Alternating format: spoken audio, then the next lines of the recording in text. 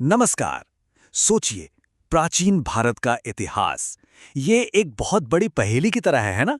एक ऐसा रहस्य जो 5000 साल पुराना है और इसे सुलझाने के लिए इतिहासकार समझिए जासूसों की तरह काम करते हैं। तो चलिए आज इस रोमांचक जांच का हिस्सा बनते हैं और देखते हैं कि ये गुत्थियां आखिर सुलझती कैसे हैं। तो सबसे बड़ा सवाल यही उठता है, हम उस जमाने की कहानी कैसे जान पाते हैं जब न कोई फोटो थी, न वीडियो, न ही कोई डिजिटल रिकॉर्ड। जाहिर है इसका जवाब उन सुरागों में छिपा है जो हमारे पूर्वज हमारे लिए पीछे छोड़ गए। तो हमारी पड़ताल का जो पहला पड़ाव है वो है जमीन से मिले सुराग, यानी फिजिकल एविडेंस। ये वो ठोस सबूत हैं जिन्हें हम असल में छू सकते हैं, देख सकते हैं, बिल्कुल वैसे जैसे किसी क्राइम सीन पर जासूसों को सबूत मिलते हैं। और इन सुरागों को खोजने का जो विज्ञान है उसे कहते हैं पुरातत्व, यानी कि आर्कियोलॉजी। यही वो तरीका है जिससे हम जमीन के नीचे दबे हुए शहरों, कलाकृतियों को खोद कर निकालते हैं और अपने इतिहास को एक साइंटिफिक तरीके से समझते हैं। तो सबसे पहला और मजबूत सुराग वो है अभिलेख, मतलब पत्थर और मेटल पर खोदे गए संदेश। जरा सोचिए, ये हजारों सालों से वैसे के वैसे ही हैं और हमें सीधे उस दौर से जोड़ते हैं। ऐसा लगता है मानो हमारे पूर्वज हमसे सीधे बात कर रहे हों। देखिए, जो हमारी सोर्स मटेरियल है वो इन ऐतिहासिक सुरागों को बड़े अच्छे से क्लासिफाई करती है और वो बताती है कि अभिलेख जैसे जो पुरातात्विक साक्ष्य हैं ये प्राइमरी सोर्स हैं। प्राइमरी मतलब ये सीधे उसी समय से आते हैं जिसकी हम बात कर रहे हैं। अब जरा इस टेबल पर नजर डालिए, इसमें कुछ बहुत जरूरी अभिलेखों के बारे में बताया गया है। जैसे हाथी गुम्फा अभिलेख को ही ले लीजिए। ये हमें राजा खारवेल के शासन के बारे में साल दर साल का पूरा ब्यौरा देता है। या फिर समुद्रगुप्त का प्रयाग प्रशस्ति जो उनकी जीतों और पॉलिसीज के बारे में बताता है। मतलब ये पत्थर, ये चट्टानें खुद गवाही दे रही हैं। अच्छा, अब हमारा अगला सुराग क्या है? सिक्के। ये जो मेटल के छोटे छोटे टुकड़े ना, ये सिर्फ पैसे नहीं हैं, बल्कि ये तो इतिहास के छोटे छोटे टाइम कैप्सूल्स हैं।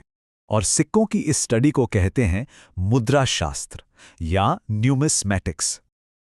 इन सिक्कों पर जो तस्वीरें और निशान बने होते हैं वो हमें उस जमाने की इकोनॉमी, उनकी आर्ट और कौन से राजा कब तक राज करते थे, इन सब के बारे में बहुत जरूरी जानकारी देते हैं।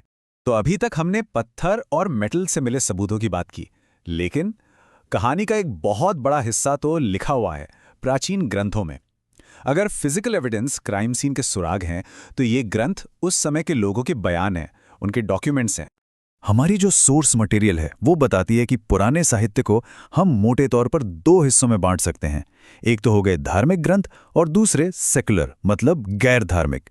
ये क्लासिफिकेशन हमें इन ग्रंथों का मकसद समझने में बहुत मदद करता है।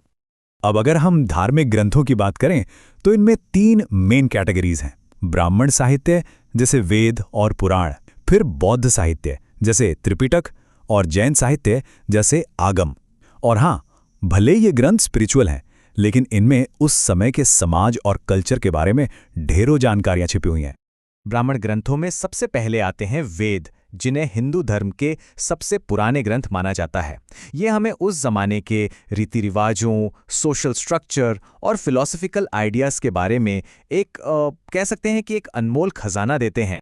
और क्या आपको पता है कि कुल 18 मुख्य पुराण हैं?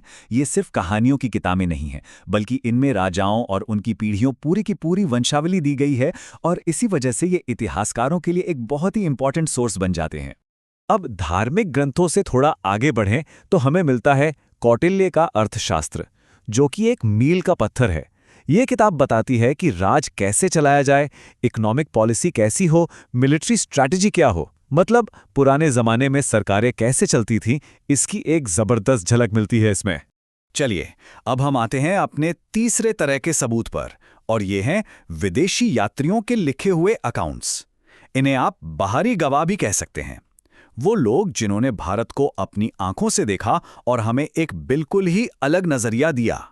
ये टाइमलाइन हमें कुछ सबसे जरूरी विदेशी यात्रियों के बारे में बताती है जो भारत आए। ईसा से भी पहले 4वीं सदी में यूनानियों से लेकर 14वीं सदी में इब्न बतूता तक। इनमें से हर एक ने भारत की कहानी में एक नया पन्ना जोड़ा और हमारी इतिहास की पहेली के कुछ जरूरी टुकड़ों को जगह पर रखा। और हमारी सोर्स मटेरियल भी इन यात्रियों की अहमियत को हाईलाइट करती है। इसमें चीनी और अरब लेखकों समेत कई लोगों का जिक्र है, जिनके लिखे हुए ग्रंथ आज भी इतिहासकारों के लिए बेशकीमती हैं। इन यात्रियों के नजरिए में एक बड़ा दिलचस्प फर्क है। जो चीनी यात्री थे, जैसे कि फाहियान और वेनसांग, उनका मेन फोकस बौद्ध धर्म पर था। वहीं दूसरी तरफ अल बिरूनी जैसे अरब यात्रियों ने भारत के समाज, यहाँ के विज्ञान, रीति रिवाजों, इन सब के बारे में बड़े विस्तार से लिखा। उनकी किताब किताबुल हिंद इसका एक शानदार उदाहरण है। तो अब हमारे पास 3 तरह के सुराग आ चुके हैं, पुरातात्विक, साहित्यिक और विदेशी यात्रियों के अकाउंट्स। लेकिन इनमें से कोई भी एक सुराग अकेले पूरी कहानी नहीं बता सकता। असली काम, असली चुनौती इन सभी टुकड़ों को एक साथ जोड़ने में है। तो सवाल यह है कि एक इतिहासकार इन सब सुरागों को जोड़ता कैसे है। देखिए, सबसे पहले वो पुरातत्व से मिले फिजिकल सुरागों को एनालाइज करते हैं। फिर वो साहित्यिक ग्रंथों में लिखी बातों का मतलब निकालते हैं। इसके बाद वो विदेशी विवरणों से इन जानकारियों को क्रॉस चेक करते हैं और आखिर में इन सभी सबूतों को मिलाकर अतीत की एक मुकम्मल कहानी तैयार करते हैं। तो इस पूरी पड़ताल का निचोड़ क्या निकला? इसे एक जासूस की टूलकिट की तरह समझिए।